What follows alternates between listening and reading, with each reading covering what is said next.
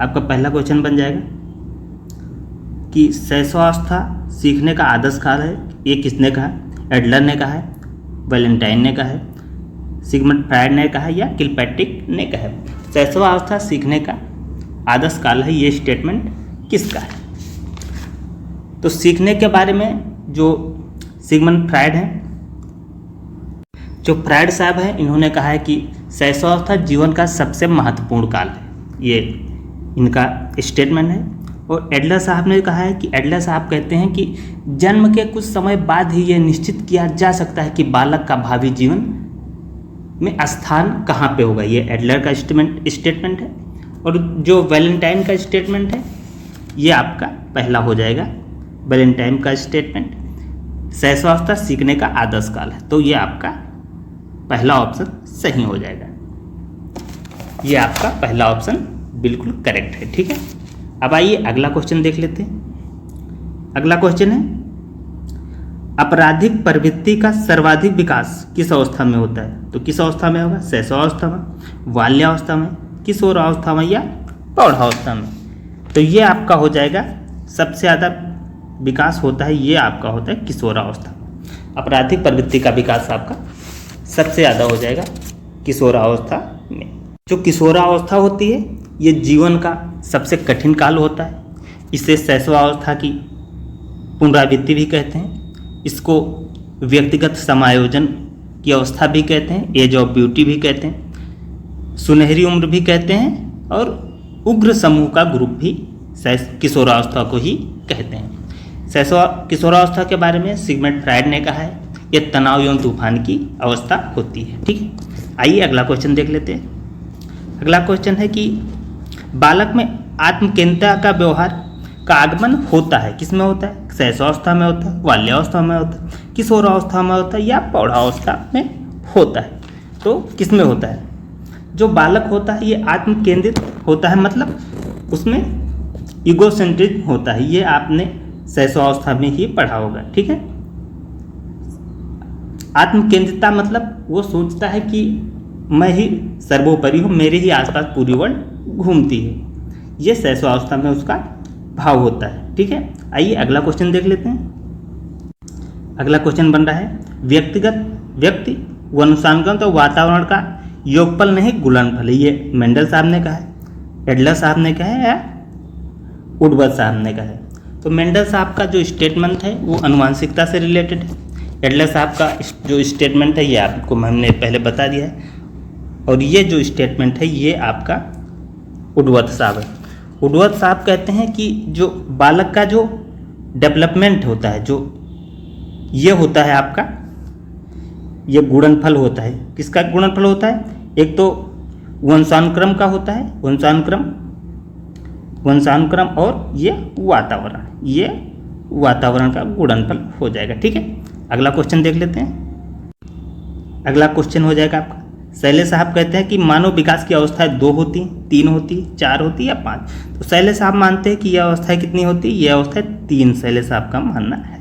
अगला क्वेश्चन हो जाएगा, बीजमैन द्वारा प्रतिपादित है समानता का नियम है, प्रत्यागमन का नियम है, बीज कोषों की निरंतरता का नियम है या आनुवांशिक गुणों का नियम है?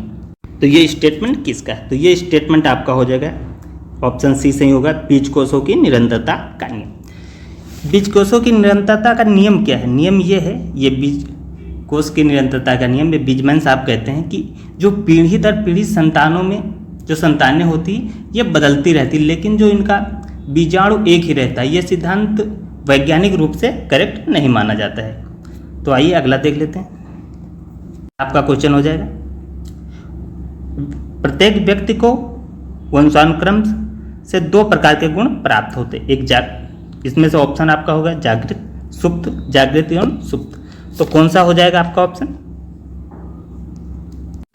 तो ये ऑप्शन आपका हो जाएगा, ये आपका सी ऑप्शन सही हो जाएगा।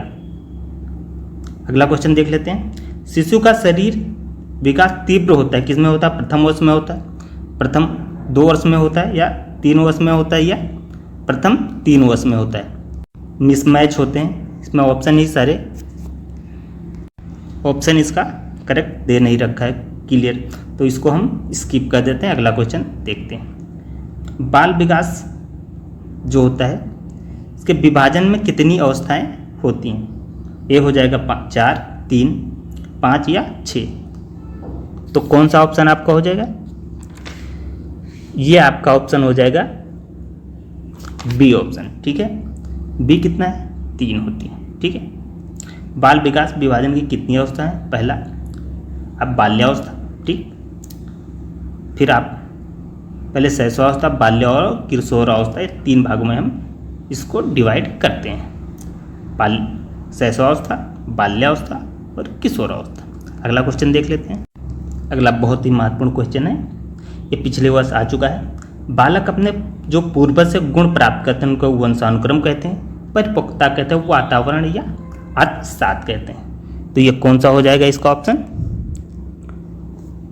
देखिए, जो हमारी पीढ़ी दर पीढ़ी जो हमारे माता पिता से प्राप्त होते हैं वो हमारे वंशानुक्रम होते हैं। जैसे हमें अपने माता पिता से 50% गुण प्राप्त होते हैं। ठीक है, उसके बाद जो हमारे दादा दादी या नाना नानी है उनसे 25% गुण प्राप्त होते हैं। फिर परदादा परदादी या परदादा परदादी या परनानी या परनाना से 12.5% प्राप्त होते हैं। तो इसी अनुपात में धीरे धीरे बढ़ते जाते हैं। तो ये गुण कहाँ से आते हैं? ये सारे के सारे गुण वंशानुक्रम से आते हैं। वातावरण से जो हमारे आसपास होते हैं ये वंशानुक्रम से नहीं आते हैं। तो जो पूर्वज से प्राप्त होते हैं ये वंशानुक्रम गुण होते हैं। तो ऑप्शन कौन सा सही हो जाएगा? ए ऑप्शन आपका सही हो जाएगा।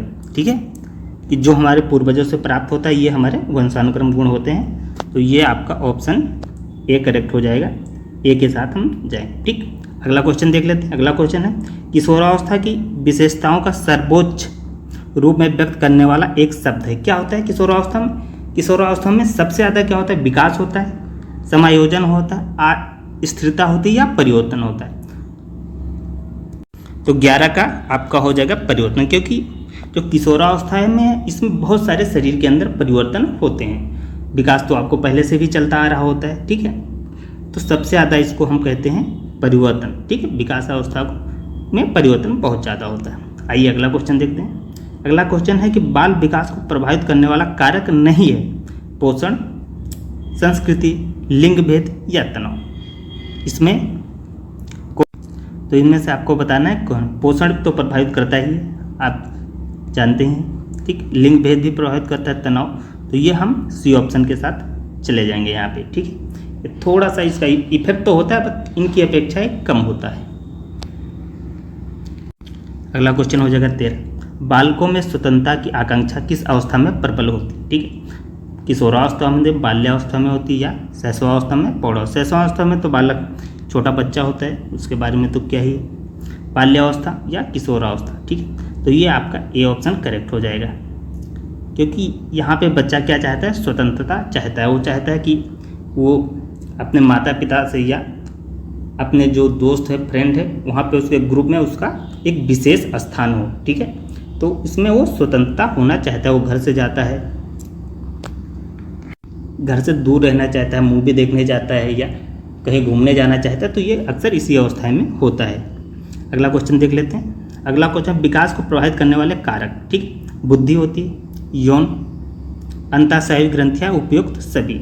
तो आपको बताना है कौन सा ऑप्शन सही होगा। तो इसमें कौन सा सही होगा? इसमें सारी चीज़ें प्रभावित करती हैं। तो ये आपका डी ऑप्शन सही हो जाएगा। ठीक, अगला क्वेश्चन होता है, टोली की आयु किसे कहते हैं? किशोरावस्था, शैशवावस्था या बाल्यावस्था या युवावस्था। तो कौन सा ऑप्शन सही हो जाएगा?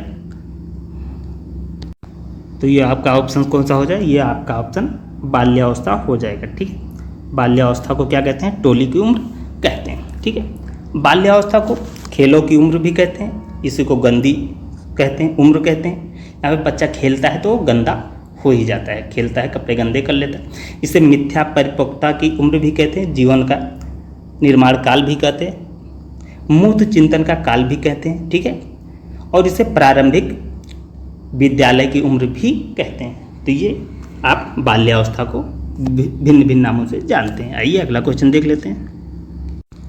अगला क्वेश्चन हो जाए, मनुष्य जो कुछ बनना चाहता है प्रारंभ के 4-5 वर्षों में बन जाता है। यह कथन किसका है? ये फ्रायड साहब का है, क्रो एंड क्रो का है, हलॉक का है या थॉर्नडाइक साहब का है। तो यह कथन आपका किसका हो जाएगा? तो ये कथन आपका फ्रायड साहब का है। ठीक है, अगला क्वेश्चन देख लेते हैं।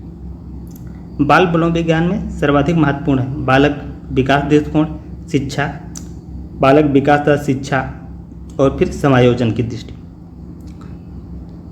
में सबसे ज़्यादा करेक्ट कौन हो जाएगा? हम बालक का विकास और शिक्षा दृष्टि देखते हैं। ठीक है, अगला क्वेश्चन हो जाएगा, किशोरावस्था में बड़े तूफान, तनाव, विरोधी अवस्था, ये कथन किसका है? किलपैट्रिक साहब का है, नन साहब का, वाटसन साहब का है। तो किलपैट्रिक साहब का जो कथन है, किलपैट्रिक साहब कहते हैं कि जो बाल्यावस्था होती है वो प्रतिद्वंदात्मक सामाजिकरण की अवस्था होती है। ठीक, वाटसन साहब व्यवहारवाद से रिलेटेड है। तो ये कथन है आपका स्टेनले हॉल साहब का। स्टेनले हॉल को क्या कहते हैं? किशोर मनोविज्ञान का जनक कहते हैं, क्योंकि इन्होंने किशोर के ऊपर काफ़ी शोध किए हैं। तो ये आपका बी ऑप्शन सही हो जाएगा। और किशोरावस्था के बारे में जो किलपैट्रिक का कथन है, किशोरावस्था के बारे में इन्होंने जो स्टेटमेंट दिया है, किलपैट्रिक कहते हैं कि जो किशोरावस्था होती है जीवन का सबसे कठिन काल होता है। ठीक है, आइए अगला क्वेश्चन देख लेते हैं। अगला क्वेश्चन है, बाल्यावस्था में शिक्षा का स्वरूप होना चाहिए, कैसा होना चाहिए स्वरूप? खेल कूद बिल्कुल छूट नहीं देनी चाहिए, ऐसा तो बिल्कुल नहीं। खेलों एवं रचनात्मक कार्यों के माध्यम से शिक्षा दी जानी चाहिए, गुरुकुल प्रणाली द्वारा शिक्षा दी जानी चाहिए, पिटाई करने वाले अध्यापक द्वारा दी जानी चाहिए। तो बाल्यावस्था में शिक्षा का स्वरूप कैसा होना चाहिए? तो आप बताइए कैसा होना चाहिए? तो ये कौन सा हो जाएगा? ऐसा तो नहीं कि बिल्कुल, ये तो ऑप्शन बिल्कुल गलत हो जाएगा। ठीक है, पिटाई तो बिल्कुल नहीं करनी चाहिए आज के, नहीं तो फिर जेल हो जाएगी आज के जो शिक्षा प्रणाली है उसके हिसाब से। तो ये आपका बी ऑप्शन सही हो जाएगा, बी के साथ हम जाएंगे। ठीक है, अगला क्वेश्चन आपका हो जाएगा, थोड़ा सा स्क्रीन बड़ी कर लेते हैं। अगला क्वेश्चन कौन सा है? अगला क्वेश्चन है, किशोरावस्था को गंभीर उथल पुथल की अवस्था किसने कहा है? स्टेनले हॉल साहब ने कहा, ब्रूनर साहब ने कहा, स्केनर साहब ने कहा, ये बांग्ले साहब। ये कौन है भाई? इसको तो पता ही नहीं कौन है, बट ये आप बताइए किसने कहा है। तो किशोरावस्था के बारे में स्टेटमेंट किसका है? तो स्केनर साहब जो कहते हैं, स्केनर साहब कहते हैं कि जो किशोरावस्था है निर्णय लेने का अनुभव नहीं होता। इस अवस्था में जब आप किशोर होते तो आपके पास निर्णय लेने का अनुभव बिल्कुल भी नहीं होता, ऐसा स्केनर साहब का मानना है। ठीक है, स्टेनले हॉल का ये स्टेटमेंट हो जाएगा। स्टेनले हॉल साहब कहते हैं कि ये गंभीर उथल पुथल की अवस्था होती है। इन्होंने, स्टेनले हॉल साहब ने कहा कि ये तनाव की उम्र है, तूफान की उम्र है। तो ये सारे स्टेटमेंट ये आपके स्टेनले हॉल साहब के हैं। ठीक है, अगला क्वेश्चन हो गया विकास, बाल विकास। तो अगला क्वेश्चन कौन सा हो जाएगा? बाल विकास के अंतर्गत ये आपको आयु वर्ग बताना है। ए 0 से 18, 25 से 35 और फिर अगला 20 से 30 या 35 से ऊपर। तो हम बाल विकास जो पढ़ते हैं ये आपका 0 से 18 साल ही पढ़ते हैं। ठीक है, पहला हम शैशवावस्था पढ़ते हैं, फिर बाल्यावस्था पढ़ते हैं और फिर उसके बाद हम किशोरावस्था पढ़ते हैं। अगला क्वेश्चन आपका हो जाएगा, ये होता है आपका आनुवांशिकता का वाहक कौन है? कौन आनुवांशिकता का वाहक कहता है? आरएनए कहता है, केंद्रक कहता है, जीन्स कहता है या सिरा कहता है? तो ये आपका ऑप्शन हो जाएगा जीन्स जो होता है वो करता है। ठीक है, तो ये आपका एमसीक्यू टाइप कोई टाइप इसके क्वेश्चन। तो पहला क्वेश्चन है इसका, संवेग शब्द अंग्रेजी में इसको क्या कहते हैं? टू एक्साइट कहते हैं, मूवेबर कहते हैं, टू मूव कहते हैं, इमोशन कहते हैं। तो संवेग को अंग्रेजी में कहते हैं इमोशन। ठीक, अगला क्वेश्चन है, 6 वर्ष की उम्र तक कितने प्रकार के संवेग का विकास हो जाता है? तो ये 8 प्रकार के संवेगों का विकास हो जाता है, ए ऑप्शन के साथ जाएंगे। ठीक, जो अगला प्रश्न है, ये शिशु में के अस्थायी जो दूध के दांत है ये 3 या 4 माह, दूसरे वर्ष, 7वें या 8वें माह या जन्म से पूर्व। तो ये आपका ऑप्शन बी सही हो जाएगा, 7वें और 8वें माह। ठीक है, तो हम किस ऑप्शन के साथ जाएंगे? बी ऑप्शन के साथ जाएंगे। अगला क्वेश्चन देखते हैं, ये आपका क्वेश्चन है कि बुद्धि जो मापता है वो बुद्धि है। ठीक है, जो बुद्धि परीक्षण जो मापता है वही बुद्धि है। ये कथन किसका है? टर्मन का है, रॉस का है, बोरिंग का है, बिने एवं साइमन का है। तो ये कथन किसका है? ये बोरिंग महोदय का कथन है। ठीक, अगला क्वेश्चन देखते हैं, प्रथम माह शिशु किसी वस्तु को व्यक्ति को स्पष्ट देखकर क्या करता है, आस्पद प्रतिक्रिया करता है, स्पष्ट बोलता है, उपरोक्त सभी अथवा प्रतिक्रिया नहीं करता। जो प्रथम माह में है तो उसको बच्चे को ज़्यादा ही चीज़ें वो रिएक्ट नहीं करता है। ठीक है, तो ये आपका ऑप्शन बी हो जाएगा। आइए अगला क्वेश्चन देख लेते हैं।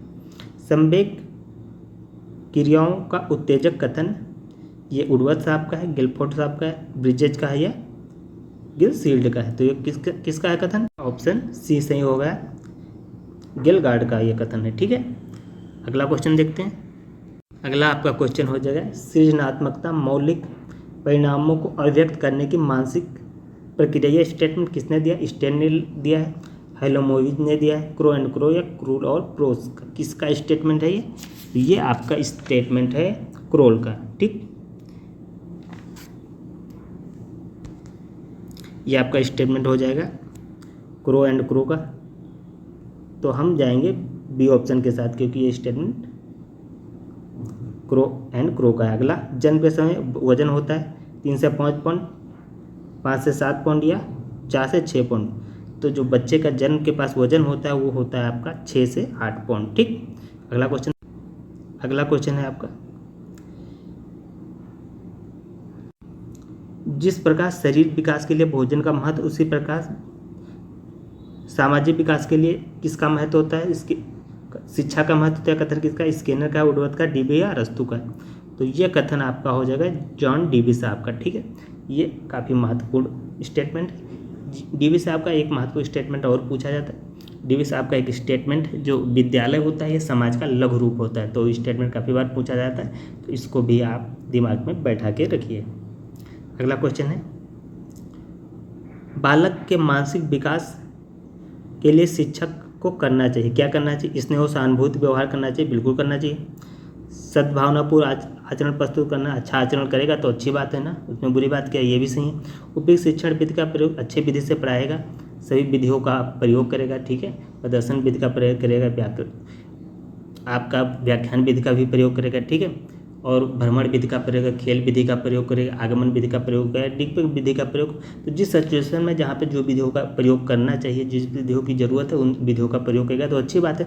तो कौन सा स्टेटमेंट सही हो जाएगा? ये आपका स्टेटमेंट हो जाएगा डी वाला सही हो जाएगा। ठीक है, अगला क्वेश्चन है, शिक्षा में सृजनात्मकता का प्रयोग किस रूप में होता है? सीखने में, चिंतन में, तर्क में या कल्पना में? तो सृजनात्मकता किस में होता है? ये आपके चिंतन में होता है। तो आपका ऑप्शन कौन सा सही हो जाएगा? ये आपका ऑप्शन सी सही हो जाएगा। ठीक है, अगला क्वेश्चन है आपका, ये काफ़ी महत्वपूर्ण है, पेपरों में कई बार आ चुका है, आप देख सकते हैं 16, 17, 19 में भी आया। जीन पियाजे द्वारा बालक में संज्ञानात्मक विकास की अवस्था है। तो जीन पियाजे जो संज्ञानात्मक विकास है, इस पर इनका काफ़ी ज़्यादा रिसर्च है। तो इनको कितने इन्होंने कहा? 3, 5, 4 या 6। तो कितनी अवस्थाएं बताई हैं इन्होंने 4 अवस्थाएं बताई हैं। ठीक, एक तो आपका 4 अवस्थाएं बताई। पहली इन्होंने बताई है सेंसरी मोटर। ठीक, पहली कौन सा है? Sensory motor. फिर दूसरी प्री ऑपरेशनल। ठीक, फिर तीसरी ऑपरेशनल। ठीक, और चौथी आपकी हो जाएगी फॉर्मल स्टेज। ठीक, पहले, दूसरी, तीसरी, चौथी, तो 4 स्टेज इन्होंने बताई हैं, 4 अवस्थाएं बताई हैं। ये अगला क्वेश्चन देखते हैं। तो ये आपका फॉर्मूला है, मानसिक आयु, वास्तविक आयु गुणे 100 या सूत्र किस चीज़ का मापन करता है? अर्जित ज्ञान का, आयु का, लंबाई का, बुद्धि लब्धि। तो ये IQ का फॉर्मूला है, ये बुद्धि लब्धि नापता है। ठीक, आइए अगला क्वेश्चन देखते हैं। वह मानसिक योग्यता जिसके द्वारा व्यक्ति किसी नवीन रचना को प्रस्तुत करता है, ठीक, वो क्या कहलाता है? ज्ञान कहलाता है, सृजनात्मकता, योग्यता। तो वो क्या कहलाता है? तो वो क्या कहलाता है? वो सृजनात्मकता कहलाता है। ये आपका ऑप्शन सी के साथ जाएंगे हम, सृजनात्मकता कहलाता है। ठीक, आइए अगला क्वेश्चन देखते हैं। अगला क्वेश्चन बन रहा है आपका, किसी के द्वारा विभिन्न परिस्थितियों में समायोजन कहलाता है शारीरिक स्वास्थ्य, मानसिक, संवेगात्मक या उपयुक्त सभी। तो ये आपका ऑप्शन कौन सा हो जाएगा? तो ये आपका ऑप्शन बी हो जाएगा करेक्ट। ठीक, आइए अगला क्वेश्चन देखते हैं। ये आपका प्रतिभाशाली बालक की जो बुद्धि लब्धि IQ कितना होता है? 80 से 90, 140 से अधिक, 110 से 120, 100 से 110। ठीक, तो प्रतिभाशाली बालकों की कितनी होती है IQ? ये आपकी हो जाएगी, आपका ऑप्शन 140 से अधिक हो जाएगा। ठीक, जो सामान्य बालक होते हैं इनका आपका 90 से 110, ठीक। ये सामान्य बालक जो होते हैं साधारण भाई इनका 190 से 110 के बीच में होता है। आगे का क्वेश्चन देखते हैं। अगला क्वेश्चन कह रहा है संवेग के प्रकार नहीं है, क्रोध, ध्यान, भय या प्रेम, कौन सा संवेग का प्रकार नहीं होता है? तो संवेग का प्रकार कौन सा नहीं होता है? ये आपका ध्यान नहीं होता, क्योंकि क्रोध भी संवेग होता है, भय भी और प्रेम भी संवेग है। तो आपका कौन सा संवेग नहीं हुआ? ये आपका ध्यान हो जाएगा। अगला क्वेश्चन क्या है? निम्नलिखित में कौन सा परीक्षण बुद्धि का मापन करता है? CAT करता है, MAT करता है, TSE करता है, भाटिया परीक्षण, कौन सा इसमें बुद्धि मापता है? ये जो आपका भाटिया बैटरी परीक्षण ये आपका बुद्धि मापने का काम करता है, ठीक। अगला क्वेश्चन देख लेते हैं। तो ये आपका ऑप्शन कौन सा हो जाएगा? भाटिया परीक्षण। जो उत्तर प्रदेश में जो मनोविज्ञान शाला है, ठीक, इसके एक मनोवैज्ञानिक थे चंद्रमोहन भाटिया ने। इन्होंने क्या किया कि 1955 में इन्होंने एक भाटिया बैटरी का निर्माण किया। इस बैटरी में कुल 5 परीक्षण थे, ठीक, तो उसमें कुल 95 पूर्णांक थे। तो इन्होंने भाटिया साहब ने बुद्धि जांचने के लिए इसको प्रयोग किया था। इससे सिर्फ क्या कहते हैं, बुद्धि का ही परीक्षण किया जा सकता है, ठीक। तो आइए अगले क्वेश्चन की तरफ चलते हैं।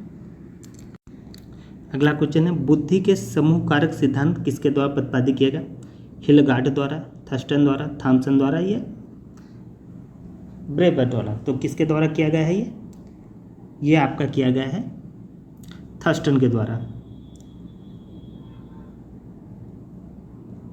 थर्स्टन साहब भाई ये कहते हैं, थर्स्टन साहब की जो हमारी बुद्धि है ये कई क्षमताओं से मिलकर बनी है, ठीक। किसी समस्या के समाधान के लिए इनमें से सभी का होना आवश्यक है, ठीक है।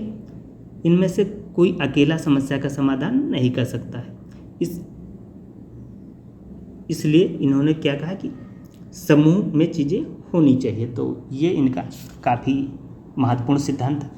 इन्होंने कहा कि जैसे कि आपकी भाषाई योग्यता है, ठीक, शाब्दिक योग्यता है, आंकिक योग्यता है, अस्थायनिक योग्यता है, ठीक, स्मृति योग्यता है, तार्किक योग्यता है या प्रत्यक्षीकरण की जो योग्यता है, ये सारी चीज़ें होनी चाहिए हमें किसी समस्या के समाधान के लिए। तो ये थर्स्टन का समूह कारक सिद्धांत था। अगला क्वेश्चन देख लेते हैं। अगला क्वेश्चन है एकल बुद्धि सिद्धांत के प्रतिपादक कौन है? बिने है, फ्रीमैन है, थॉर्नडाइक है, इनमें से कोई नहीं। तो ये आपका बिने साहब हो जाएगा, ऑप्शन बिने साहब। इन्होंने क्या किया? एक कारक सिद्धांत दिया है, ठीक। एक कारक सिद्धांत क्या है कि हमारी बुद्धि एक इकाई है जिसमें सिर्फ एक ही भाग होता है और हमारी जो बुद्धि है सभी जगह बराबर होती है। इसमें एक ही तत्व है, एक कारक, एक इकाई। और इस सिद्धांत को क्या कहते हैं? राजशाही सिद्धांत भी कहते हैं, ठीक है। आइए अगला क्वेश्चन देख लेते हैं। ज्ञान को ग्रहण करने के लिए अनुप्रयोग करने की क्षमता क्या है? अभिव्यक्ति है, व्यक्तित्व है, अभिक्षमता है, बुद्धि या अभिवृद्धि है? तो इनमें से कौन सा ऑप्शन आपका सही हो जाएगा? ये आपका ऑप्शन बी सही हो जाएगा, बुद्धि, ठीक। आइए अगला क्वेश्चन देख लेते हैं। तो ये आपका अगला क्वेश्चन है, जो बुद्धि का विकास होता है लगभग कब पूरा हो जाता है? शैशवावस्था में, किशोरावस्था में, बाल्या या सभी अवस्था? तो एक जनरल एक समझ है, वो कहा जाता है जब किशोरावस्था में क्या होता है कि जो बुद्धि का मैक्सिमम स्तर होता है वो हम टच कर लेते हैं, ठीक। तो ये हम किसके तरफ जाएंगे? हम सी ऑप्शन के जाते हैं, किशोरावस्था की तरफ, क्योंकि किशोर को माना जाता है कि जितनी बुद्धि बढ़नी होती है वहाँ तक मैक्सिमम पहुँच जाते हैं। ये अगला क्वेश्चन देख लेते हैं। अगला क्वेश्चन है आपका, नवजात शिशु में हड्डियाँ कितनी होती है? 100 होती है, 205 होती हैं या 270 या 300? तो जो एक सामान्य जो मानव में होती है वो कहा जाता है कि 206 हड्डियाँ होती है। मगर क्या होता है कि बच्चों में हड्डियों की संख्या ज़्यादा होती है। तो कितनी होती है बच्चों में हड्डियों की संख्या? ये आपकी हड्डियों की संख्या लगभग 300 होती है, ठीक। तो ये आपका ऑप्शन ये डी सही हो जाएगा। अगला क्वेश्चन देखते हैं, बालक के नैतिक विकास का तात्पर्य क्या है? सामाजिक विकास, धार्मिक, शारीरिक या चारित्रिक विकास। तो क्या ऑप्शन हो जाएगा सही इसमें से? चारित्रिक विकास। जब हम नैतिक विकास की बात करते हैं तो उसमें क्या हो जाता है? चारित्रिक विकास से हो जाता है। ठीक है, आइए अगला क्वेश्चन देख लेते हैं। यहाँ पे है भाटिया बैटरी का परीक्षण संबंधित अभिरुचि से, बुद्धि से, व्यक्तित्व से या इनमें से कोई नहीं। तो इसके बारे में मैंने आपको बता दिया है डिटेल में। इसका संबंध किससे? इसका संबंध आपका हो जाएगा, आपका बुद्धि से हो जाएगा। ठीक है, तो कुछ इस पे महत्वपूर्ण पॉइंट मैं और आपको बता दे रहा हूँ। आपका ऑप्शन कौन सा सही हो जाएगा? ये बुद्धि से हो जाएगा। ठीक है, तो भाटिया साहब थे, इन्होंने 1955 में ये भाटिया बैटरी का निर्माण किया था और उन्होंने 5 परीक्षण बताए। पहला था कोहाज का ब्लॉक डिजाइन परीक्षण, दूसरा था अलेक्जेंडर का पास एलॉग परीक्षण, तीसरा था चित्र निर्माण परीक्षण, चौथा था पैटर्न ड्राइंग परीक्षण और जो पांचवा था तत्काल स्मृति परीक्षण। तो इन्होंने 5 परीक्षण दिए। इन्होंने उसमें पूर्णांक 95 रखा और ये जो बैटरी शब्द का जो प्रयोग है सिर्फ बुद्धि परीक्षण के लिए ही होता है। ठीक है, तो ये चीज़ आप मान के चलिए। तो ये था इनका सिद्धांत। अगला क्वेश्चन देख लेते हैं। ये क्वेश्चन तो शायद पहले भी हो चुका है। ठीक है, संज्ञानात्मक विकास की अवस्थाएं कितनी हैं?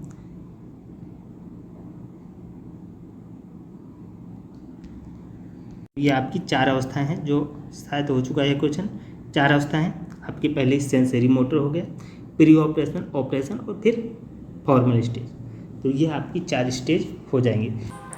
किसके समायोजन से एक अधिगम की प्रक्रिया माना है? ठीक, स्किनर ने माना है, आइजैक ने माना है, कोलमैन ने माना है या थर्स्टन साहब ने माना है? तो किसने माना है? ये आपके माना है स्किनर साहब ने। ठीक है, अगला क्वेश्चन है जन्मजात अर्जित प्रवृत्तियों का योग है, ये संवेग है, व्यक्तित्व है, अभिव्यक्ति है या वैयक्तिक भिन्नता है? तो कौन सा हो जाएगा आपका? ये आपका व्यक्तित्व हो जाएगा। ठीक है, सी ऑप्शन सही है। ठीक, अगला क्वेश्चन है सामाजिकता सामंजस्य एवं एकीकरण का लक्षण है, वैयक्तिक विभिन्नता, सामाजिकरण, अभिव्यक्ति या अभिवृत्ति। तो कौन सा हो जाएगा आपका ऑप्शन? तो ये आपका हो जाएगा बी ऑप्शन करेक्ट हो जाएगा, व्यक्तित्व। ठीक है, पर्सनालिटी, ये आपका सही हो जाएगा। अगला क्वेश्चन देखते हैं। अगला क्वेश्चन है आपका पीयूष ग्रंथि मानव शरीर में स्थित है, कहाँ है? हृदय में, मस्तिष्क में, वृक्क में या उदर में? तो ये आपका कहाँ पे स्थित है पीयूष ग्रंथि? तो कहाँ पे होती है ये? आपके मस्तिष्क। तो ये आपका ऑप्शन सी करेक्ट हो जाएगा। ठीक, अगला क्वेश्चन देखते हैं। अगला क्वेश्चन है आपका, अगला क्वेश्चन बनेगा आपका सेमेटोट्रोकिन नामक हार्मोन स्रावित होता है, कहाँ से होता है? पीयूष ग्रंथि, गल ग्रंथि से, अधिवृक्क से या यौन ग्रंथि से? तो ये कहाँ से होता है? तो ये आपके पीयूष ग्रंथि से होता है। ऑप्शन ए करेक्ट हो जाएगा। ठीक है, अगला क्वेश्चन देखते हैं। अपनी आवश्यकताओं को पूरा करने और समस्याओं के समाधान के लिए प्राणी द्वारा किए गए प्रयत्नों को का परिणाम है, अनुकरण है, प्रतिगमन है, समायोजन है या रूपांतरण? कौन सा ऑप्शन करेक्ट हो जाएगा? तो ये आपका हो जाएगा करेक्ट, समायोजन। ठीक, अगला हो जाएगा किसी प्रजाति विशेष के व्यवहार मध्य व्यवहार की संरचना में पाई जाने वाली असमानताओं को कहते हैं व्यक्ति भिन्नता, अनुकरण, व्यक्तित्व या समायोजन? क्या कहते हैं इसको? इसको कहते हैं व्यक्तिक विभिन्नता। व्यक्ति विभिन्नता क्या होती है? 2 लोगों में जो अंतर होता है उसे व्यक्ति विभिन्नता कहते हैं। ठीक, अगला क्वेश्चन है आपका चिंतन ज्ञानात्मक पक्ष की मानसिक प्रक्रिया कथन किसका है? गैरेट का है, वैलेंटाइन का है, वुडवर्थ का है, रॉस साहब का है? तो ये कथन किसका है? ये कथन है आपका रॉस साहब का। ठीक, ये रॉस जो मनोवैज्ञानिक है उनका कथन है। कल्पना के विकास के लिए शिक्षा किन बातों पर ध्यान देना चाहिए? भाषा पे, ठीक, भाषा पे, कहानी पे या काल्पनिक खेलों पे या उपयुक्त सभी पे? तो किस पे ध्यान देना चाहिए? ये आपके सभी पे ध्यान देना चाहिए। ठीक है, तो कौन सा ऑप्शन करेक्ट हो जाएगा? ये ऑप्शन करेक्ट हो जाएगा डी। डी ऑप्शन आपका करेक्ट हो जाएगा। अगला क्वेश्चन, शारीरिक रचना, बुद्धि, व्यक्तित्व आदि एक दूसरे के व्यक्तित्व से भिन्न होना कहलाता है सामूहिक भिन्नता, शारीरिक, बौद्धिक या वैयक्तिक भिन्नता। तो ये कौन सी भिन्नता हो जाएगी? तो ये आपका हो जाएगी वैयक्तिक विभिन्नता। डी ऑप्शन करेक्ट हो जाएगा। ठीक है, अगला क्वेश्चन देखते हैं। जो अगला क्वेश्चन है आपका,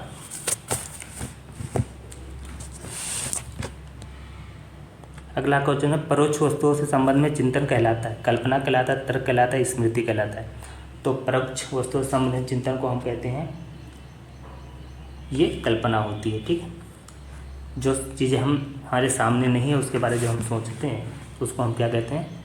चिंतन को कल्पना कहते हैं। ठीक, किसी समस्या के समाधान के लिए गत अनुभव नए ढंग से संयोजित किया जाना कहलाता है तर्क, कल्पना, चिंतन या स्मृति।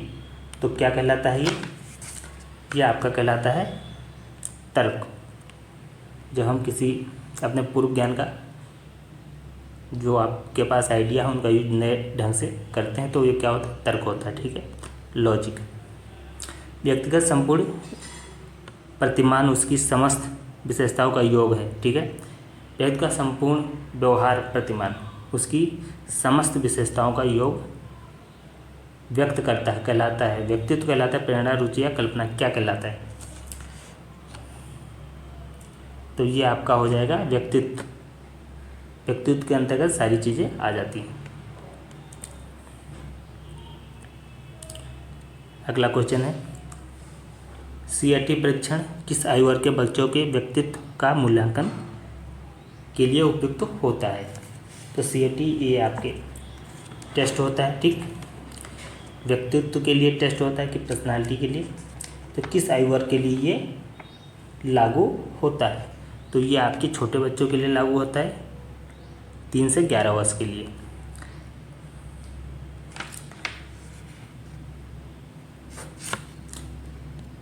अगला क्वेश्चन आपका हो जाएगा टीएटी, ये किसके लिए लागू होता है? ये निर्माण किसने किया है इसको? ठीक, बेकन ने किया है, हरमन ने किया है, थर्स्टन ने या मुरे और मॉर्गन साहब ने किया है। तो किसने किया है ये आपका किया है मुरे और मॉर्गन साहब ने। अगला क्वेश्चन देखते हैं। जो अगला क्वेश्चन है आपका ये है, एक ऐसा उत्पादक चिंतन जिसमें किसी समस्या के समाधान के लिए ज्ञात अनुभव को नए ढंग से समायोजित किया जाता है, क्या कहलाता है? तर्क, रीजनिंग, कल्पना या चिंतन। तो क्या कहलाता है वो? ये आपका कहलाता है तर्क, लॉजिक। ठीक, अगला क्वेश्चन है, किस मनोवैज्ञानिक ने व्यक्तित्व मापन के लिए 16वीं सिद्धांत प्रस्तुत किया है?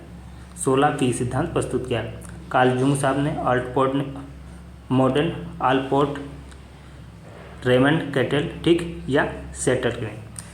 तो किसने किया है ये? तो ये आपके कैटल साहब ने किया है। अगला क्वेश्चन, अगला क्वेश्चन है, प्रक्षेपी परीक्षण निम्न किसके बारे में जानकारी देता है? रोजगार, बुद्धि, पारिवारिक परिस्थितियाँ, अचेतन क्रियाएं, किसके बारे में देता है ये? कौन सा ऑप्शन करेक्ट हो जाएगा? ये आपका हो जाएगा ऑप्शन डी, अचेतन क्रिया। अगला क्वेश्चन, व्यक्तित्व परीक्षण में रोसा इंक ब्लॉक परीक्षण के प्रमुख होने का कार्डों की संख्या कितनी है? 10, 20, 16, 35। तो कार्डों की संख्या कितनी है? ये आपके 10 कार्ड होते हैं इसमें। अगला क्वेश्चन, वो परीक्षण जो व्यक्तित्व को मापता है? बैटरी, भाटिया, यह आपका आईक्यू को नापता है, व्यक्तित्व को नहीं मापता। प्राथमिकता, प्रपत्र, यह आपका विनय परीक्षण या टीएटी। ये कौन सा हो जाएगा आपका ऑप्शन? आपका हो जाएगा डी ऑप्शन, टीएटी। अगला क्वेश्चन है, कौन सा मनोवैज्ञानिक बहिर्मुखी, भक्तिहीन, राजनैतिक या सैद्धांतिक? निम्नलिखित में से कौन सा प्रकार मनोवैज्ञानिक है? तो कौन सा प्रकार मनोवैज्ञानिक है? ये आपका अंतर्मुखी, बहिर्मुखी 2 होते हैं। ठीक, तो कौन सा हो जाएगा आपका? ये ऑप्शन करेक्ट हो जाएगा। ठीक, अगला क्वेश्चन हो जाएगा, आत्मकेंद्रित व्यक्तित्व होता है अंतर्मुखी, उभयमुखी या बहिर्मुखी या सभी। अंतर्मुखी व्यक्तित्व जो समाज में अपनी बात आसानी से नहीं कर पाता, बहिर्मुखी जो खुले मन के वाला होता है, हर जगह अपने आप को एडजस्ट कर लेता है हर परिस्थिति में और भाषण देता है, लोगों से बात करता है, रिलेशनशिप जल्दी स्थापित कर लेता है, वो बहिर्मुखी होता है। और उभयमुखी जो होता है जो दोनों के गुण जिसमें पाए जाते हैं। तो आत्मकेंद्रित कौन सा होता है? आत्मकेंद्रित होता है अंतर्मुखी व्यक्ति। अगला क्वेश्चन, चिंतन के साधन है संकेत, गुणों का विश्लेषण रटना है सामान्यीकरण। तो कौन सा हो जाएगा? ये आपका ए ऑप्शन करेक्ट हो जाएगा। ठीक, ए ऑप्शन करेक्ट हो जाएगा, ये आपका संकेत। अगला क्वेश्चन देखते हैं। अगला क्वेश्चन है आपका, व्यक्तित्व मापन की सबसे अच्छी विधि है व्यक्तिगत पर्यवेक्षण, वस्तुनिष्ठ या ये सभी। तो कौन सा हो जाएगा? ये सारी की सारी विधियाँ अच्छी हैं, तो ये डी ऑप्शन करेक्ट हो जाएंगे। ठीक, तो ये रहे आदत अभिवृत्ति कार्जन को माना जाता है, अधिगम परिपक्वता स्थानांतरण या अभिप्रेरण। ठीक, तो आदत और अभिवृत्ति कार्जन माना जाता है, किससे माना जाता है? अधिगम से माना जाता है। तो पहला ऑप्शन आपका करेक्ट हो जाएगा। अगला क्वेश्चन, अधिगम की प्रभावशाली विधि है, कौन सी है प्रभावशाली विधि? करके सीखना, सामूहिक बुद्धि द्वारा, अनुकरण द्वारा या उपयुक्त सभी द्वारा। तो प्रभावशाली विधि कौन सी है? ये आपकी सारी विधियाँ प्रभावशाली है। ठीक, जिससे हम सीख सकते हैं, तो डी ऑप्शन करेक्ट हो जाएगा। ये आपका करके सीखना, ये अनुकरण सब प्रभावशाली है। ठीक, अगला है क्वेश्चन, थ्योरी ऑफ लर्निंग पुस्तक किसने लिखा? वुडवर्थ ने लिखा, हिलगार्ड ने लिखा, थॉर्नडाइक ने, कान बेक ने लिखा। तो किसने लिखा है ये थ्योरी ऑफ लर्निंग? जो थ्योरी है, थ्योरी ऑफ लर्निंग है, ये आपके लिखा है हिलगार्ड ने। तो ये आपसे सी करेक्ट हो जाएगा। अगला क्वेश्चन है, अधिगम का मुख्य नियम नहीं है, नहीं आप फोकस कीजिए नहीं पे। ठीक, तत्परता का नियम, अभ्यास का नियम, सादृश्य अनुक्रिया का नियम और प्रभाव का नियम। तो इनमें से कौन सा नियम नहीं है? तो कौन सा नियम नहीं होगा? ये आपका तत्परता का नियम, ये है अभ्यास का नियम भी है, प्रभाव का नियम भी है। तो कौन सा हो जाएगा आपका? बी ऑप्शन करेक्ट हो जाएगा, सादृश्यता द्वारा अनुक्रिया का नियम। ठीक, प्रयास एवं त्रुटि का नियम प्रतिपादित किया हल ने, थॉर्नडाइक ने, पावलोव ने या वुडवर्थ ने। तो त्रुटि एवं प्रयास का सिद्धांत किसका? प्रयास एवं त्रुटि का सिद्धांत ये आपके किसका है? तो ये है आपका थॉर्नडाइक साहब का। त्रुटि की बात कौन करता है? तो ये थॉर्नडाइक साहब का नियम है, प्रयास एवं त्रुटि का सिद्धांत। अगला है, पावलोव करके सीखने के सिद्धांत का प्रतिपादन किसके ऊपर प्रयोग करके किया? इन्होंने प्रयोग किस पे किया पावलोव साहब ने? तो पावलोव साहब ने किस पे प्रयोग किया है? कुत्ते पे किया, मेढक पे, बिल्ली पे या वो मानुष पे। तो पावलोव साहब का जो प्रयोग है ये आपके कुत्ते पे है। ठीक, किस पे प्रयोग किया है? कुत्ते पे किया है।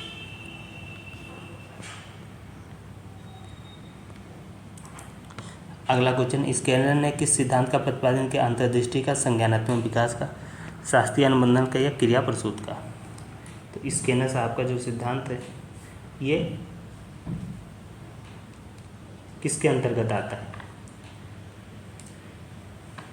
तो इनका जो सिद्धांत है ये क्रिया प्रसूत अनुकूलन के सिद्धांत के अंतर्गत आता है। ठीक, अगला क्वेश्चन है, एनिमल इंटेलिजेंसी के लेखक कौन है? थॉर्नडाइक है, ब्रूनर है, स्किनर है या हल साहब?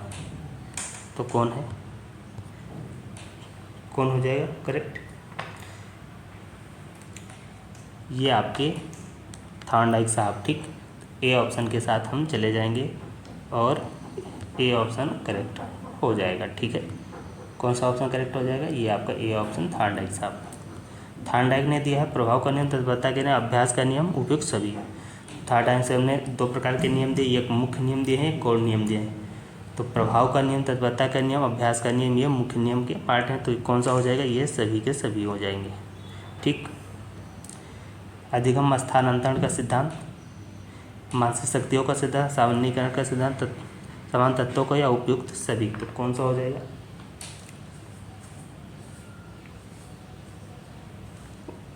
अधिगम स्थानांतरण का कौन सा सिद्धांत है? ये आपका हो जाएगा सभी, ठीक, ऑप्शन डी।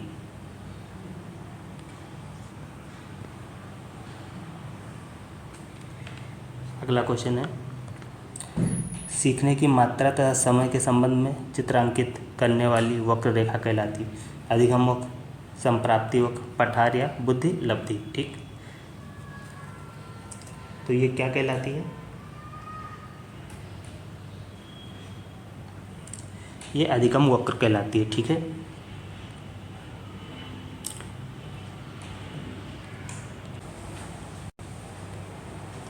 ये अधिगम वक्र, ये ऑप्शन सही हो जाएगा आपका, अधिगम वक्र। ओके, अगला क्वेश्चन है, जब कोई बालक सीखने के लिए तत्पर होता है तब वो चीज़ों को जल्दी से सीखता है, ये धारणा के किस नियम का अंतर्गत आता है? प्रभाव का, अभ्यास का, तत्परता के, इनमें से कोई नहीं। किस नियम के अंतर्गत आता है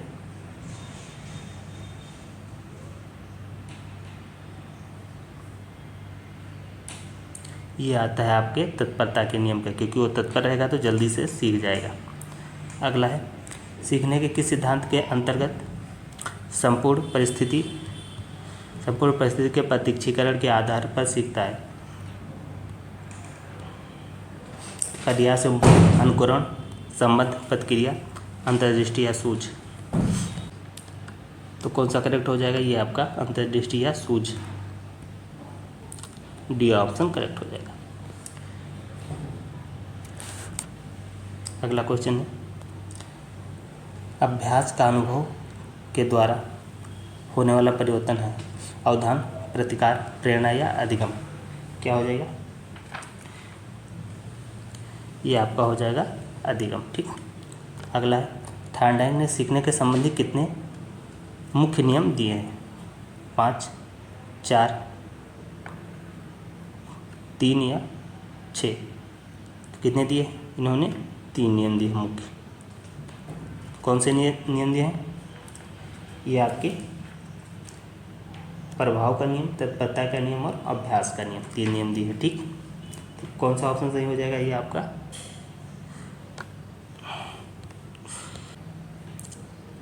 अगला है, थॉर्नडाइक ने अपने सीखने के सिद्धांत का प्रतिपादन किसके ऊपर प्रयोग करके किया है? ए कुत्ते पे किया है, मनुष्य पे, तोता पे, बिल्ली पे? तो थॉर्नडाइक ने अपने सिद्धांत का प्रतिपादन बिल्ली के ऊपर किया है, ऑप्शन डी करेक्ट।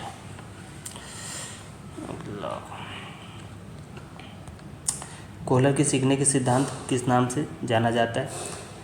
समग्रता सिद्धांत, उद्दीपन का सिद्धांत, पुनर्बलन या क्रियात्मक सिद्धांत? तो ये आपका समग्र सिद्धांत होता है, पूर्ण आकृति का सिद्धांत या समग्र सिद्धांत। ये ऑप्शन करेक्ट हो जाएगा। बालक के कोषों एवं पेशियों के समय के साथ साथ होने वाले परिवर्तन जिनके कारण वो निश्चित समय पर कोई कार्य कर सकता है कहलाता है परिपक्वता, सामंजस्य, अभिसरण या प्रत्यक्षकरण? क्या कहलाता है? परिपक्वता। ये ऑप्शन करेक्ट हो जाएगा।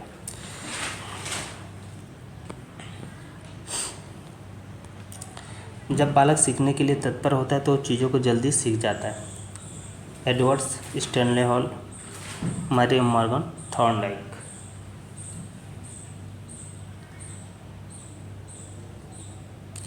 तो ये थॉर्नडाइक से आपका सिद्धांत है, तत्परता का सिद्धांत। अधिगम मुक्त दर्शाती केवल सीखने की मात्रा, अधिगम सीखने की दिशा, सीखने की मात्रा तथा समय के संबंध है, इनमें से कोई नहीं।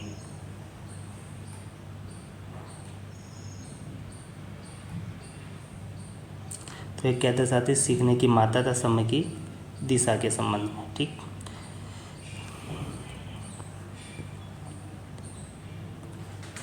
परियोजना वित्त किससे संबंधित है? ड्यूई साहब से, कार्ल जुंग, मैस्लो, किलपैट्रिक?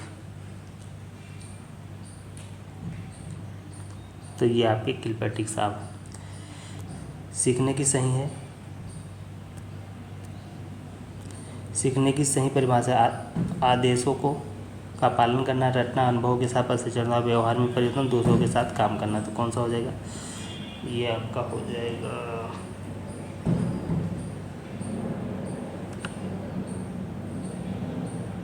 व्यवहार में परिवर्तन। रटना तो हो ही नहीं सकता। प्रयत्न बहुल का सिद्धांत प्रतिपादन कोलन ने, तांडा ने, योकम ने या हल साहब।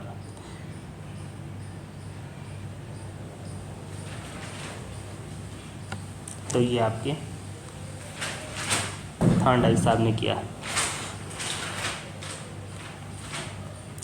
प्रयत्न बहुल सिद्धांत थांडाई हो गया। सीखने के प्रभाव होने वाला सबसे महत्वपूर्ण कारक है प्रेरणा, रुचि, ध्यान, स्मृति।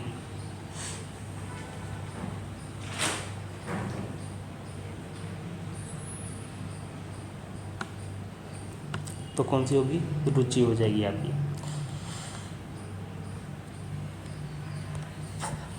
क्रिया प्रसूत अधिगम सिद्धांत के प्रतिपादक हैं टॉलमैन है, कोलर है, स्किनर है या हल साहब।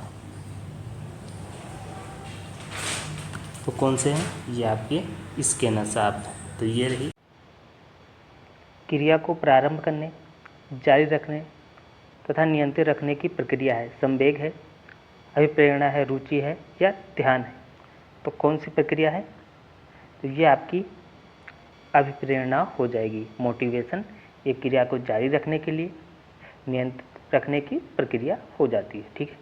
अगला क्वेश्चन है, विचारों की गई किसी वस्तु को मस्तिष्क के सामने स्पष्ट रूप से उपलब्ध करने की प्रक्रिया कहलाती है अभिप्रेरणा, रुचि, ध्यान या अधिगम। तो क्या कहलाती है? ये कहलाती है आपका ध्यान। अगला क्वेश्चन है, ध्यान के निर्धारकों को बांटा गया है 2 भागों में, 3 भागों में, 4 भागों में या 5 भागों में। तो ध्यान के निर्धारकों को कितने भागों में बांटा गया है? ये आपका 2 भागों में बांटा गया है। तो हम लोग ए ऑप्शन के साथ चले जाएंगे। अगला क्वेश्चन देखते हैं। अगला क्वेश्चन है, अभिरुचि अपने क्रियात्मक रूप में एक मानसिक संस्कार है। यह कथन किसका है? क्रो एंड क्रो का है, ड्रेवर का है, मैकडूल का है या प्रोफेसर भाटिया साहब का है। तो अभिरुचि अपने क्रियात्मक रूप में एक मानसिक संस्कार है, यह कथन किसका है? यह कथन आपका ड्रेवर साहब का है। तो हम सी ऑप्शन के साथ चले जाएंगे। अगला क्वेश्चन है, अभिरुचि के स्रोत हैं प्राकृतिक स्रोत हैं, अर्जित स्रोत हैं, दोनों है या इनमें से कोई नहीं। तो अभिरुचि के स्रोत कौन से हो जाएंगे? ये आपके हो जाएंगे दोनों, क्योंकि ये प्राकृतिक स्रोत भी होते हैं और अर्जित स्रोत भी होंगे। हम चले जाएंगे सी ऑप्शन के साथ, दोनों। अगला क्वेश्चन है, अगला क्वेश्चन, अपने अनुभवों को संचित रखने और उनको प्राप्त करने के कुछ समय पश्चात चेतना के क्षेत्र में लाने की जो शक्ति हम में होती है उसे कहते हैं स्मृति कहते हैं, ध्यान कहते हैं, अभिप्रेरणा कहते हैं या अभिरुचि कहते हैं। तो कौन सा ऑप्शन करेक्ट हो जाएगा? इसको हम क्या कहते हैं? इसको हम कहते हैं स्मृति। ठीक, क्योंकि हम पूरी जो पुरानी चीज़ें हैं उसको फिर हम स्मृति में ही सेव करते हैं। अगला क्वेश्चन है, उड्डवत ने स्मृति के घटक बताए हैं। 6 बताएं, 4 बताएं, 6 बताएं, 5 बताएं या 7 बताएं। तो उड्डवत साहब ने कितने बताए हैं? उड्डवत साहब ने क्या बताया है? उड्डवत साहब ने कहा है लर्निंग, अधिगम। ठीक है, पहला घटक उन्होंने दिया लर्निंग हो जाएगी, अधिगम हो जाएगा। दूसरा घटक उन्होंने दिया अवधारण, रिटेंशन। ठीक, तीसरा घटक उन्होंने दिया है पुनः स्मरण या प्रत्यास्मरण, रिकॉल। ठीक, और फिर उन्होंने चौथा घटक दिया अभिज्ञान, पहचान, जिसे रिकॉग्निशन कहते हैं। तो ये उन्होंने कितने घटक दिए? 4 घटक दिए हैं। तो कौन से ऑप्शन को हम चले जाएंगे? हम ऑप्शन चले जाएंगे 4 घटक। उद्धव साहब ने कितने घटक बांटे हैं? ये 4 दिए हैं। ठीक, तो हमारा ए ऑप्शन करेक्ट हो जाएगा। अगला क्वेश्चन हो जाएगा, वह प्रवृत्ति जिसके माध्यम से अभिप्रिय अनुभव को स्मृति से अलग कर दिया जाता है उसे कहते हैं स्मृति कहते हैं, ध्यान कहते हैं, अभिप्रेरणा कहते हैं, विस्मृति कहते हैं। तो क्या हो जाएगा? वह अभिवृत्ति जिसके माध्यम से अप्रिय अनुभव को स्मृति से अलग कर देते हैं, मतलब जो चीज़ हमारी स्मृति में है उसको हम अलग कर देते हैं। तो क्या हो जाएगी? वो अपनी विस्मृति हो जाएगी। तो डी ऑप्शन के साथ हम चले जाएंगे। अगला, प्रेरणा होता है, क्या होता है प्रेरणा? सकारात्मक होता है, नकारात्मक होता है ए व बी होता है, इनमें से कोई नहीं। तो प्रेरणा सकारात्मक भी हो सकता है और नकारात्मक भी हो सकता है। ठीक, तो हम किसके साथ जाएंगे? हम चले जाएंगे अपने विकल्प सी के साथ, ए या बी दोनों। अगला क्वेश्चन, स्मृति सीखी हुई वस्तुओं का सीधे उपयोग है, यह कथन किसका है? वुडवर्थ का, स्किनर का, मैकडूगल का, रॉस का है? तो यह कथन किसका है? स्मृति सीखी हुई वस्तु का सीधा उपयोग है, तो ये कथन आपके वुडवर्थ साहब का है, तो हम ए ऑप्शन के साथ चले जाएंगे।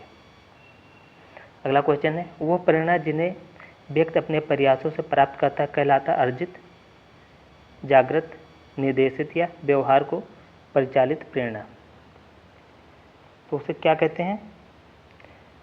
वह प्रेरणा जो प्रयास से, यदि कोई चीज़ प्रयास से प्राप्त करता है तो उसे कहते हैं अर्जित। ठीक, तो हम किसके साथ जाएंगे? हम ए ऑप्शन के साथ चले जाएंगे। अगला क्वेश्चन है, अधिगम, धारण, पुनः स्मरण तथा पहचान आदि प्रक्रिया है ध्यान के अंतर्गत, रुचि के अंतर्गत, कल्पना के या स्मृति के? तो कौन सा ऑप्शन करेक्ट हो जाएगा? ये आपका डी ऑप्शन करेक्ट हो जाएगा। स्मृति के अंतर्गत ये सारी चीज़ें आती हैं। अगला क्वेश्चन, जिन तथ्यों को भूतकाल में सीखा जा चुका उन्हें स्मरण करना ही स्मृति है, यह कथन किसका है? रॉस का है, रायबर्न का है, वुडवर्थ का है, स्किनर का है? तो जिन तथ्यों को हम भूतकाल में सीखा है उनको याद करना स्मृति है, कथन किसका है ये? तो ये आपके कथन वुडवर्थ साहब का है। अगला क्वेश्चन, बालक के में अभिप्रेरणा उत्पन्न का प्रमुख स्रोत है उद्दीपक, आवश्यकता, रुचि या ये सभी? तो बालक में अभिप्रेरणा उत्पन्न का प्रमुख स्रोत क्या हो जाएगा? ये आपकी उद्दीपक भी हो जाएगा, आवश्यकता भी हो सकता है। ठीक, कहते हैं आवश्यकता आविष्कार की जर्नी होता है, और रुचि तो होनी ही चाहिए। तो किस ऑप्शन के साथ जाएंगे? हम डी ऑप्शन के साथ चले जाएंगे। ठीक, अगला क्वेश्चन है, स्मृति एक आदर्श पुनरावृत्ति, यह कथन किसका है? स्काउट का है, जैक्स का है, रायबर्न का या रॉस का है? तो ये कथन किसका है? ये कथन स्काउट साहब का है। ए ऑप्शन के साथ चले जाएंगे हम। सृजनात्मक बालक की विशेषता है कि वो संवेदनशील है, जिज्ञासु है, परिहास प्रिय होता है या उपयुक्त सभी? तो सृजनात्मक बालक की क्या विशेषताएं होती हैं? तो वो संवेदनशील होता है और क्वेश्चन बहुत करता है, हर चीज़ के बारे में जानना चाहता है, तो जिज्ञासु भी रहता है। और तो हम किसके साथ चलेंगे? जब एक से तो सही है तो हम किसके साथ चले जाएंगे? हम डी ऑप्शन के साथ चले जाएंगे। ठीक, अगला क्वेश्चन है, अगला क्वेश्चन जो बनता है, किसी दूसरी वस्तु की अपेक्षा एक वस्तु पर चेतना केंद्रीकरण अवधान है, यह कथन किसका? क्रो का है, डम्बिल का है, वुडवर्थ का है, एवरिल का है? तो ये कथन किसका है? तो ये कथन आपके डम्बिल साहब का है। तो हम किसके साथ जाएंगे? हम सी ऑप्शन के साथ चले जाएंगे। ठीक, हम चले जाएंगे सी ऑप्शन के साथ। सांख्यिकी शब्द किस लैटिन शब्द से उद्घृत किया गया है? किस शब्द से लिया गया है? स्टेटस से है, स्टेटिस्टिक से है, या आपका स्टेटिस्टिक, या फिर इनमें से कोई नहीं? तो दो ऑप्शन एक ही तरह से है, तो कौन सा ऑप्शन हो जाएगा? ए, बी, सी या डी? ये किससे है? ये किससे बना है? तो ये आपका स्टेटस से बना है। तो कौन सा ऑप्शन हो जाएगा आपका? ए ऑप्शन करेक्ट हो जाएगा, स्टेटस। ठीक, सांख्यिकी आपकी किससे बनी है? स्टेटस से बनी है, तो हम ए ऑप्शन के साथ चले जाएंगे। अगला क्वेश्चन, आंकड़ों को सरल, आसान और संक्षिप्त करने में कौन सा एक प्रक्रिया नहीं है? वर्गीकरण, रेखाचित्र, प्रस्तुतिकरण, सारणीकरण या सामान्यीकरण? तो कौन सा ऑप्शन करेक्ट हो जाएगा? किससे हम आंकड़ों को सरल और संक्षिप्त करने की प्रक्रिया कौन सी नहीं है? तो ये आपकी सामान्यीकरण। ठीक, ये आपकी डी ऑप्शन करेक्ट हो जाएगा, क्योंकि और सबसे हम कर सकते हैं। अगला क्वेश्चन है, मौलिक रूप से एकत्र किए गए आंकड़े को कहलाते हैं द्वितीयक आंकड़े, उपरोक्त या प्राथमिक, या इनमें से कौन? प्राथमिक आंकड़े जो डायरेक्ट हम घटनास्थल से लेते हैं, ठीक, वहाँ पे जाके लेते हैं, डायरेक्ट साक्ष्य लेते हैं, वो प्राथमिक होते हैं। और द्वितीयक साक्ष्य वो होते हैं जो पहले यूज किए जा चुके हैं डाटा। ठीक, तो कौन सा ऑप्शन हो जाएगा? मौलिक आंकड़े ये आपके प्राथमिक आंकड़े हो जाएंगे क्योंकि ये मौलिक है। ठीक, अगला क्वेश्चन देख लेते हैं।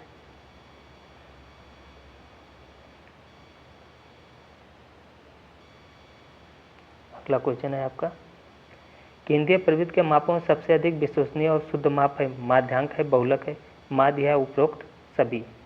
तो कौन सा करेक्ट हो जाएगा?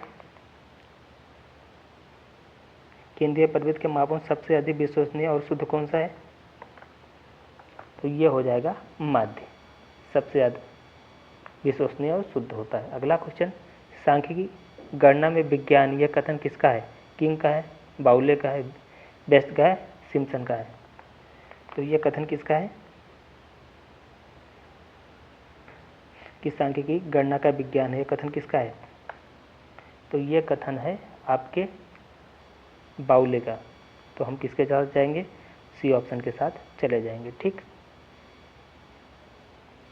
अगला क्वेश्चन देखते हैं, केंद्रीय प्रवृत्ति का माप नहीं है माध्यांक, बहुलक, माध्यांक या प्रसार। पहला माध्यमान है, बहुलक है, फिर माध्यांक है या प्रसार। तो कौन सा केंद्रीय प्रवृत्ति का माप नहीं है? तो ये आपका प्रसार हो जाएगा। ठीक, ये तीनों के तीनों क्या है? केंद्रीय प्रवृत्ति के मान है और ये प्रसार नहीं है। ठीक, अगला क्वेश्चन, आंकड़ों के प्रकार हैं अवर्गीकृत, वर्गीकृत, अवर्गीकृत, वर्गीकृत या इनमें से कोई नहीं। तो आंकड़ों के प्रकार कौन कौन से हो जाएंगे? ये आपके वर्गीकृत आंकड़े होते हैं और अवर्गीकृत और वर्गीकृत। जो आंकड़े हम लाते हैं तो वो अवर्गीकृत रहते हैं, जब उनको हम वर्गीकृत करते हैं तो दोनों प्रकार के हो जाएंगे। तो हम क्या चले जाएंगे? हम सी ऑप्शन के साथ चले जाएंगे, वर्गीकृत और अवर्गीकृत। अगला क्वेश्चन है, औसत का दूसरा नाम क्या है? माध्य, चतुर्थांश, माध्यिका या इनमें से कोई नहीं। तो औसत क्या होता है? सारी संख्याओं को हम जोड़ते हैं और फिर जितनी संख्याएं होती हैं उनसे हम डिवाइड कर देते हैं तो वो औसत आ जाता है। ठीक, तो क्या हो जाएगा? वो वही चीज़ क्या हो जाएगी? वो हो जाएगी माध्य आपकी। तो दूसरा नाम औसत को हम क्या कह सकते हैं? माध्य कह सकते हैं।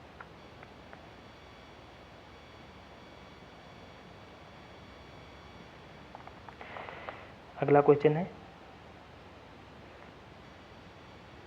वह प्राप्तांक जो किसी प्रदत्त को दो बराबर भागों में बांटता है कहलाता है समांतर माध्य, बहुलक, माध्यिका, उपरोक्त सभी। तो कौन सा ऑप्शन हो जाएगा? जो बराबर भागों में बांटता है क्या हो जाएगी? ये हो जाएगी आपकी माध्यिका। तो हम डी ऑप्शन के साथ चले जाएंगे। अगला क्वेश्चन देखते हैं,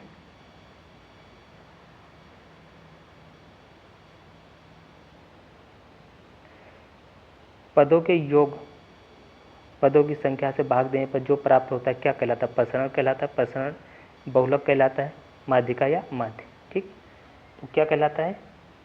वो माध्यिका कहलाती है। ठीक, प्रसरण क्या होता है? जो सबसे ज़्यादा हाई डाटा होता है, सबसे अधिक मान और कम मान दोनों को घटाते हैं, जो आता है वो प्रसरण होता है। बहुलक क्या होता है? डाटा में जो सबसे ज़्यादा बार जो आंकड़ा आता है, डाटा आता है, वो बहुलक हो जाता है। माध्य क्या होता है? कुल दी हुई संख्या को जब कुल संख्या से डिवाइड करते हैं तो माध्य प्राप्त हो जाता है। तो ये रहा आपके चैप्टर के MCQ क्वेश्चन जो सारे कंप्लीट हो गए हैं। यदि वीडियो अच्छी लगी हो तो इसे लाइक कीजिएगा, शेयर कीजिएगा और चैनल को सब्सक्राइब कर लीजिएगा। जय हिंद, जय भारत।